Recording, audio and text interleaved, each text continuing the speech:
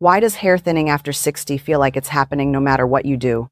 You eat well, you take your vitamins, you're gentle with your brushing, and still, the part in your hair keeps widening. Most women assume it's simply genetics or menopause, and stop looking any further. But that's only part of the story. There are 5 specific everyday habits quietly accelerating hair loss after 60, and most women have never heard of the biggest one. Stay with me, because by the end, I'll also share what actually works to slow this down and support real regrowth. If you've noticed your part getting wider, your ponytail feeling thinner in your hand, or more strands collecting in the shower drain than there used to be, you've probably already been told the reason. It's just genetics. Or it's just menopause. Or it's just what happens after 60. And there's truth in that. Hormonal shifts do change your hair, and family history does play a role in how thick or fine your strands are to begin with. But here's what almost nobody tells you. Genetics and hormones explain part of the picture, not the whole picture. And treating them as the whole picture is exactly why so many women feel stuck, doing everything right and still watching their density slip away year after year. Think about what doing everything right usually looks like. You've probably switched to a volumizing shampoo. You might be taking a hair, skin, and nails vitamin every morning. You're gentler with your brushing than you used to be. And you're not exactly out here bleaching your hair every 6 weeks like you might have in your 20s. On paper, that sounds like a woman who is protecting her hair, not damaging it. And yet the thinning continues, which is exactly what makes it so frustrating and, honestly, a little disheartening. When you're already being careful and the problem persists anyway, it starts to feel less like a habit issue and more like a lost cause. It isn't, and that distinction matters more than it sounds like it does. Because the truth is, most of what's quietly working against your hair after 60 isn't happening in the dramatic, obvious ways you'd expect. It's not one bad decision, and it's not a single product mistake you can point to and fix overnight. It's a handful of smaller, easy-to-miss factors, some tied to your daily routine, some tied to choices that seem completely unrelated to your hair, working together in the background, day after day, in ways that rarely get connected back to the hair loss itself. That's the piece that tends to get skipped over. A hairdresser might mention thinning in passing, and a doctor might run a quick check on your thyroid or your iron levels and leave it there. But the everyday, cumulative causes, the ones hiding in plain sight in things you do without thinking twice, almost never make it into that conversation, which means you can walk out of an appointment reassured that nothing is seriously wrong, and still be left with no real explanation for why your hair keeps thinning anyway. So that's exactly what we're going to fix today. I'm going to walk you through 5 specific things that are quietly thinning hair after 60, counting up to the one that catches almost everyone off guard, the one most women have genuinely never connected to their hair loss before. Some of these will surprise you, and a couple of them might make you think back to a habit you picked up years ago without ever questioning it. By the time we get to the 5th one, you'll understand why "it's just genetics" was never the full answer for you either. But I'm not going to leave you with just a list of problems, because knowing what's working against you is only half the picture. The other half, the part that actually changes something, is knowing what to do differently. So once we've gone through all 5 causes, I'm going to walk you through what actually works, the specific, realistic steps that support real density and real regrowth at this stage of life, not vague advice you've already heard 100 times. Let's start with the first one. And it's more common than you'd think. Culprit number 1 is tension you're not even aware you're creating. Not from a dramatic bun pulled too tight, but from something far more ordinary. The way you've been wearing your hair up, clipped back, or pulled into the same low ponytail for years, day after day, without rotating the style or the direction. At 25, hair bounces back from that kind of repeated pulling. At 60, the follicle is already more fragile, and that same gentle, everyday tension, applied in the exact same spot for years, gradually weakens the hair at the root. It doesn't show up as sudden loss. It shows up slowly, as a thinner patch right along the hairline or part, the kind of thinning that looks like it just happened, but was actually years in the making. The second culprit is easier to miss, because it looks like the opposite of a problem: overwashing with the wrong kind of shampoo. Volumizing shampoos, the very ones so many women switch to specifically to fight thinning hair, are often formulated with stronger detergents designed to strip oil and create that fuller, lifted feeling right after washing. Used 2 or 3 times a week, that's manageable. Used daily, which is exactly what tends to happen once someone starts chasing that volume feeling. It steadily strips the scalp of the natural oils that keep hair anchored and healthy.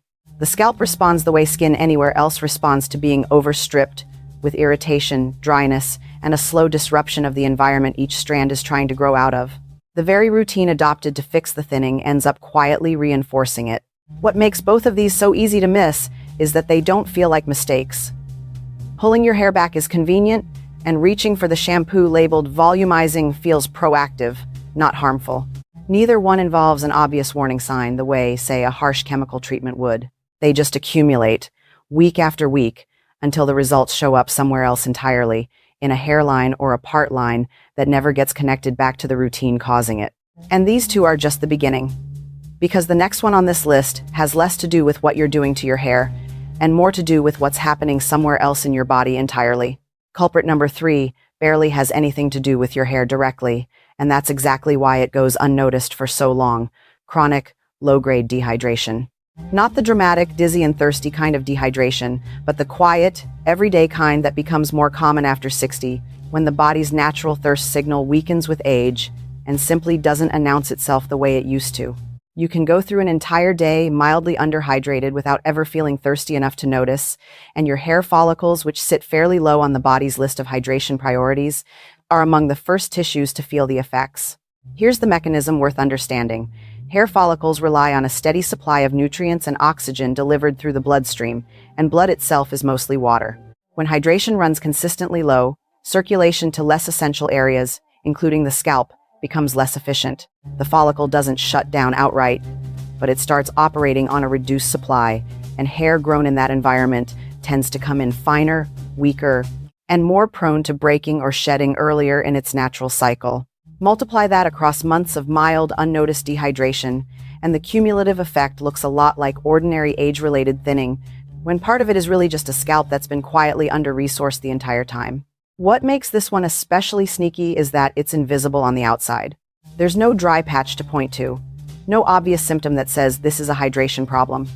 It just shows up as hair that feels a little more fragile than it used to, a little slower to grow back after a trim, a little less resilient overall, and it's almost never the first explanation anyone reaches for.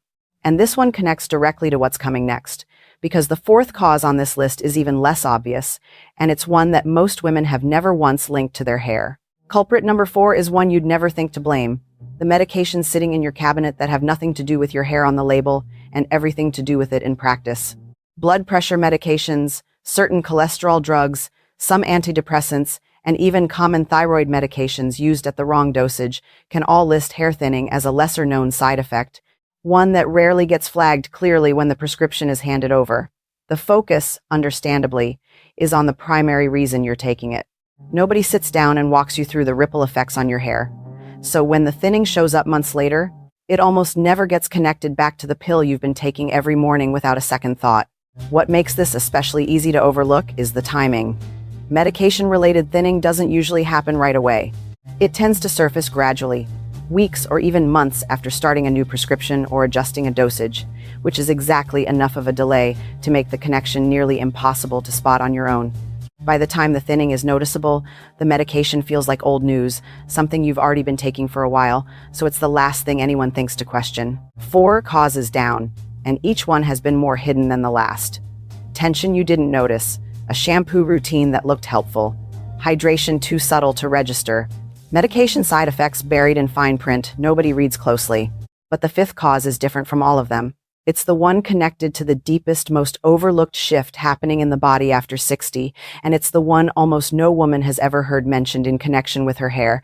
That one's next. Culprit number 5, the one most women have genuinely never connected to their hair, is chronic low-grade inflammation at the scalp level, driven largely by a shift that happens in nearly every woman's body after 60. A decline in the gut's ability to regulate inflammation the way it once did. This isn't about an obvious digestive issue or anything you'd necessarily feel day to day.